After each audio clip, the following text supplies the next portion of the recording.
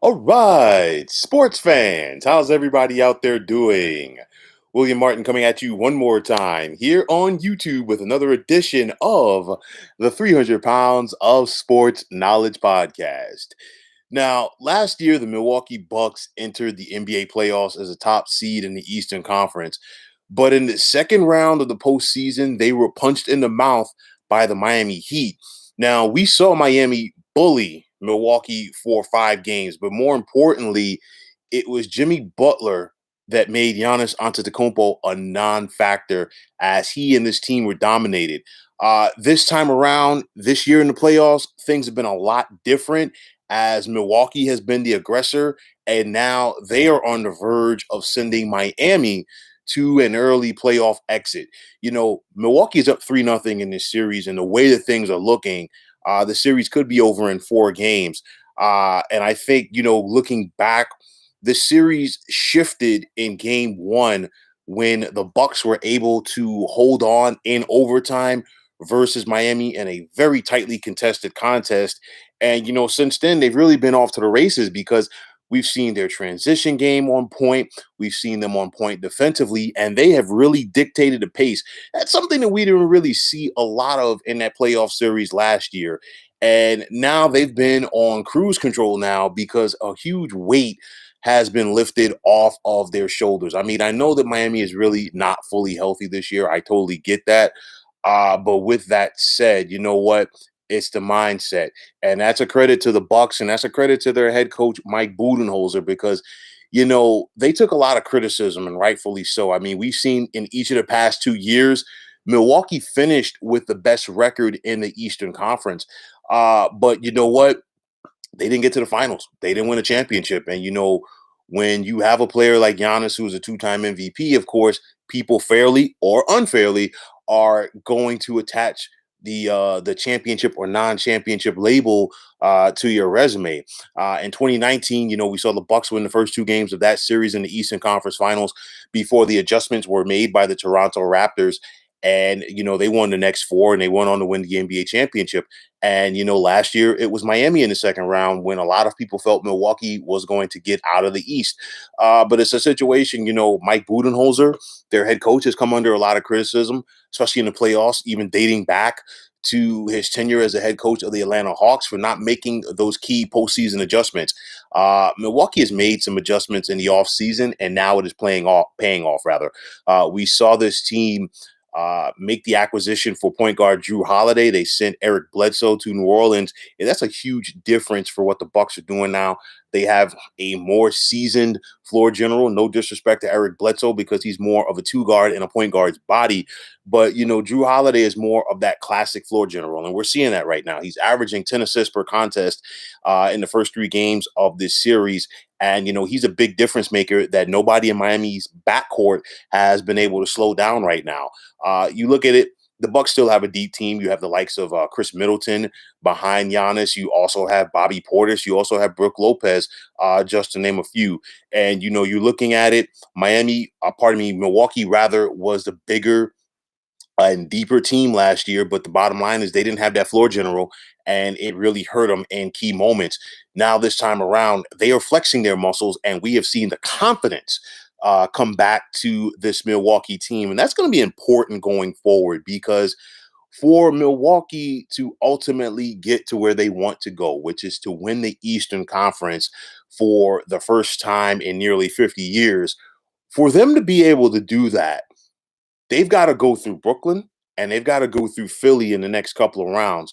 And speaking of Brooklyn, more than likely, that's the matchup in one of the pairings for the conference finals because you look at the Nets right now, they are up on the Boston Celtics 2-0, and there's really nobody out there who expects the Celtics to make that much noise for the remainder of their series with the Nets. Maybe a game, but more than likely Brooklyn's going to send them packing in 4 games, just like Milwaukee has the potential to do to Miami. So first and foremost, if you're Milwaukee, you don't want a prolonged series to kind of wear yourself out going up against the Nets.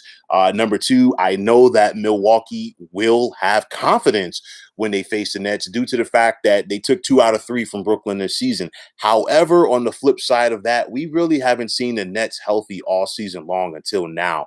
And when I say that, we're talking about their big three: Kevin Durant, James Harden, and Kyrie Irving. So if you're Milwaukee, you know what? You got to be on top of your game in that series. Most importantly, you have to do the same thing that you're doing in regards to this series with Miami, which is dictating the pace. We didn't see that last year when Milwaukee lost to Miami. Milwaukee had spurts, but each of those contests were close going into the fourth quarter, and then of course Miami's will and determination took over. This time around, it's Milwaukee, and I think Milwaukee needs to keep that momentum going. They need to find a way to dictate the pace versus the Nets. You know that what you're going to get from KD, Kyrie, and Harden. But it's a situation. You know what? You got to stick to your game plan. Rely on Drew Holiday to be that floor general for you. Like I keep saying, and other people are like me agree on this. Giannis is at his best 15 feet and in to the basket. He's not a perimeter player. And, it's one of those, you're trying to, put a round peg in a square hole, so to speak, and I know that a lot of people in today's NBA are very crazy about the three-point shot. That's not Giannis's game. At 6'11", there's not too many guys at his position that could stop him close to the basket, especially when he's posting up. And I think Milwaukee needs to focus on that more in their potential upcoming series with the Nets, due to the fact that, size is one thing that is a weakness for this Brooklyn Nets team. And I think Milwaukee must go out there and expose that if they're going to win that series. So you look at that factor right there. And, you look at Mike Budenholzer. I know a lot of people feel that he is on the hot seat right now. Great regular season coach. He just has been unable to get it done in the playoffs. I know that, some people are going to be critical about some things in Atlanta, but let's be realistic. It came together as the perfect storm his first year in Atlanta. He had a great group of role players that won 60 games, but the bottom line is you need stars in the postseason to help elevate you to that next level. And Atlanta didn't have that. And, they ran aground against a very, very good Cleveland Cavaliers team that was led by LeBron James. This time around in Milwaukee, you have the star power in Giannis, but Toronto was a better defensive team in 2019 with Kawhi Leonard, and that showed. And Miami was a better defensive team last year with Jimmy Butler. But if you were Milwaukee and if you were Giannis, these are the incidents. These are the times. These are the moments that you need to, climb over to get your game to the next level. Every great player has had to deal with some adversity in his or her respective careers in order to take that next step. I mean, Michael Jordan had the Pistons. Just to name a few, and I'm not comparing Giannis to MJ as far as the star power, but you understand where I'm going with this. I hope you do. It's a situation where you gotta get over that. You gotta clear that hurdle. And for Milwaukee, maybe this is their hurdle that is going to propel them to some bigger and better things in the postseason. We'll have to wait and see. I mean, the onus was put out there for Budenholzer to go out there and make a deep run with this team. So maybe, this is the time where it's all coming together. You have to like what you see from Milwaukee so far.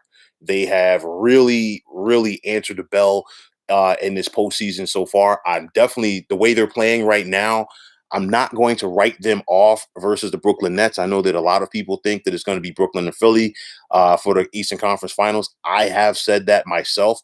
But you're looking at the way that Milwaukee is playing right now, and they are not going to just roll over for the Brooklyn Nets. It looks like the Nets are going to have to bring it if they want to get past Milwaukee in this second round series potentially. But I look at Giannis, I look at this team. They are much better, and they're in a better spot mentally this time around than they were last year and in 2019 as well. So they've worked, they fought, they scrapped, they've clawed, and they're about to overcome a huge hurdle that is the Miami Heat for them. And let's see if that will propel them to bigger and even better things as these NBA playoffs progress. So, folks, that is going to wrap it up. And as always, I want to take this time out to thank you for tuning into the 300 Pounds of Sports Knowledge podcast. here on YouTube. Want to take the time out to thank all of you fine folks out there for tuning in. And if you have not already, please feel free to subscribe to this channel. If you like what you heard and saw on this podcast, also please feel free to click on the like button. Definitely appreciate the love and support. Now, if you're on Twitter, please feel free to follow me at 300 pounds of sports. And like I always say, if you follow me, it'll be my pleasure to follow you right back. There's also the sports discussion group on Facebook at the Sports Depot 365. You can check it out, drop a line, and be a part of one of the better sports debating sites going on social media. So, once again, fine folks, my name is William Martin. Take care and have yourselves a wonderful day.